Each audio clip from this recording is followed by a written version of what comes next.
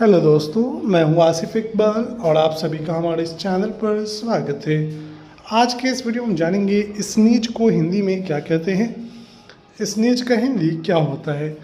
तो मेरे प्यारे दोस्तों, स्नीज को हिंदी में छींक कहते हैं।